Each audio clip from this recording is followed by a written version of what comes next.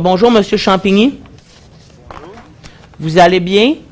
Ça va très bien, et vous? Ça va bien, oui. Donc, vous vouliez nous parler de votre projet Bracler-McLeod que vous venez de mettre en production le 15 mai, c'est bien ça?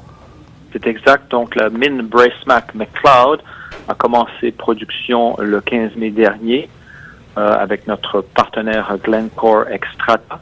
C'est un projet qui avait été découvert avec l'équipe de Donner et Glencore Xstrata en 2007 pour être ensuite évalué. On a procédé avec l'étude de faisabilité, le début de la construction et la mise en production qui a eu lieu donc, le 15 mai dernier, comme prévu, selon les budgets prévus et l'échéancier prévu.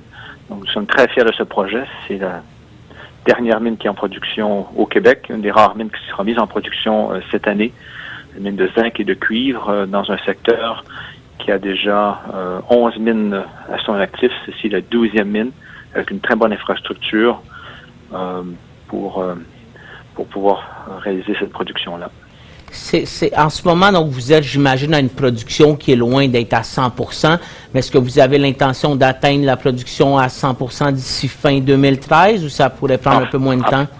En fait, la production est à 100% parce que l'infrastructure est là. L'usine de traitement à 3000 tonnes par jour fonctionne déjà. La mine Persévérance, qui produisait jusqu'au 15 mai, a terminé ses activités de production dû à l'épuisement du minerai. Donc, dans la même journée, on a simplement changé la source d'alimentation en passant la mine Bracemac-McLeod, qui était toute prête pour alimenter l'usine de traitement. Donc, on parle de production au niveau de 100%, tel que prévu dans l'étude de faisabilité. OK. Vous détenez un tiers dans cette mine-là, puis Xstrata détient 2 tiers. Est-ce que les pourcentages peuvent changer maintenant que la mine est en production ou vous allez continuer à avoir 35% de la participation dans cette mine-là? Donc, il s'agit d'une co-entreprise. Une co-entreprise qui, au départ, en 2007, a été élaborée pour pouvoir faire l'exploration dans le secteur. Et cette co-entreprise permet à Donner de gagner un intérêt initial de 50%. Si la découverte et ensuite soumission d'une étude de faisabilité par Glencore Xstrata, ce pourcentage change de 50 à 65 pour Glencore Xstrata et se maintient à ce niveau-là par la suite. Ceci veut dire qu'on a 35% des revenus et également qu'on couvre 35% des coûts. OK, c'est bon. Puis est-ce que vous pouvez nous parler si Donner Metal a d'autres projets maintenant que celui-là est arrivé en production? J'imagine qu'on peut moins se concentrer là-dessus. Vous pouvez que vous commencez à vous concentrer sur des nouveaux projets qui pourraient arriver en production prochainement ou c'est plutôt en stand-by? Oui, non, absolument, parce que cette mine, évidemment, c'est un gisement qui va produire initialement pour 4 ans. Il faut trouver d'autres minerais. C'est ce qu'on fait. On a présentement une grande campagne de forage qui est en cours. En profondeur, pour prolonger la vie de la mine, on a une campagne de 35 000 mètres qui est faite. On a annoncé des résultats hier, montrant qu'en profondeur, il y a un prolongement du minerai, tel qu'on l'avait deviné lorsqu'on a fait l'étude de faisabilité. Et on s'attend d'avoir 3 à 4 ans, voire plus, de minerai en profondeur pour permettre à la mine de produire plus longtemps. En plus de ça, à l'échelle régionale, on fait une campagne de 28 000 mètres de forage pour trouver d'autres minerais près de la surface, pas trop loin de l'usine de traitement qui pourrait alimenter l'usine de traitement et un peu plus loin pour voir si on peut pas trouver la 13e mine du secteur. Okay. Donc au total, 63 000 mètres de forage dans le secteur de Matagami. Il s'agit de la plus grande campagne de forage cette année au Québec. Donc, vous avez la plus grande campagne de forage au Québec cette année. C'est quand même assez impressionnant. Je voulais savoir, avec le nouveau programme de redevance qui vient d'être mis à jour là, par le gouvernement il y a quelques semaines, est-ce que ça change des choses pour vous, pour cette mine-là, puis ensuite pour vos programmes de forage futurs? Est-ce que ça peut avoir un impact significatif? Ou? Nos activités se poursuivent. La mine... un coût de production qui est relativement bas. Les activités d'exploration sont nécessaires pour permettre d'identifier du minerai supplémentaire. Le niveau des régimes de redevance, d'une part, il faut qu'il passe par un processus législatif. D'autre part, il s'applique à partir de 2014. Le régime qui est proposé n'est pas celui qui était proposé lors de la campagne électorale. De ce qu'on a pu voir jusqu'à maintenant, on est en train encore de faire des calculs, l'effet va être moins de ce qui avait été prévu initialement. Donc ça, c'est bien. Et d'autre part, ce qu'il faut savoir également, c'est que ce régime permet de plusieurs déductions pour les sociétés qui font de la transformation du métal au Québec.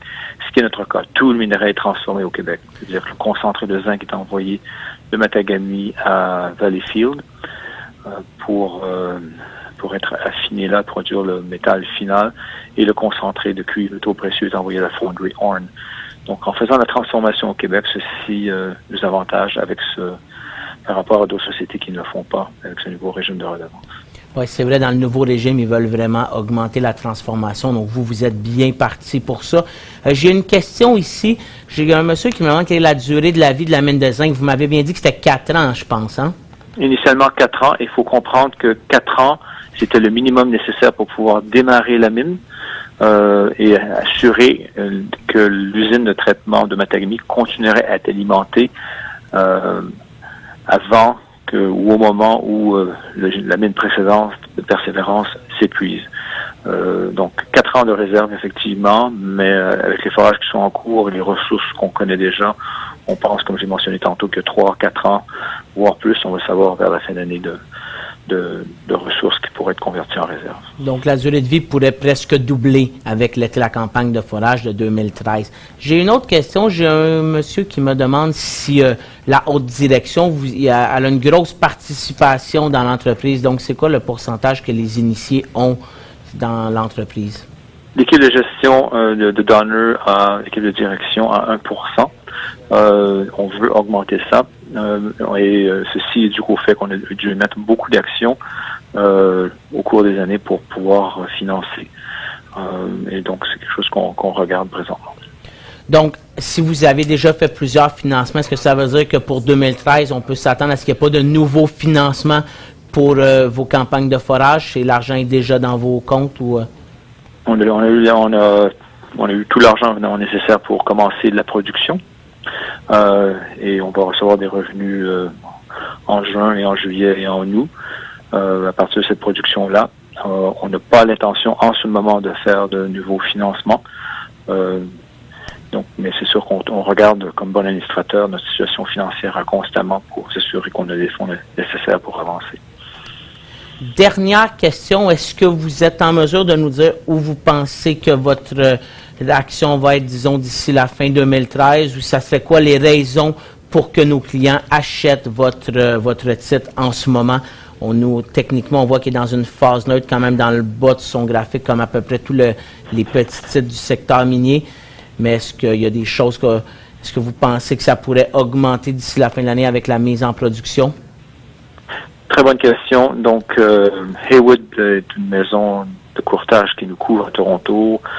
Leur dernier rapport émis hier indique qu'eux visent 30 sous comme cours de l'action. Okay. Il y a 2 facteurs importants qui vont jouer. Le prix du zinc, ça c'est très clair. Et les perspectives pour le zinc sont bonnes. Il y a beaucoup de mines dans le monde qui ferment. Il y a environ 13% de la production mondiale qui va disparaître là d'ici 2015. Il y a peu de nouveaux projets. On est un des rares nouveaux projets. Donc, ça va mettre de la pression sur le prix. La demande chinoise demeure là. L'autre facteur, c'est les résultats d'exploration et le prolongement de la vie de la mine qui pourra passer, comme vous l'avez mentionné tantôt, tel que je l'ai mentionné, de 4 à 8 ans. Donc, ça, c'est deux facteurs qui devraient aider le titre du cours dans les mois qui suivent. Vous, est-ce que votre production est déjà vendue? Est-ce que vous avez des ententes avec d'autres compagnies ou des pays pour acheter votre production? C'est Glencore Xstrata qui fait la mise en marché de la production. Ils le font pour nous. OK.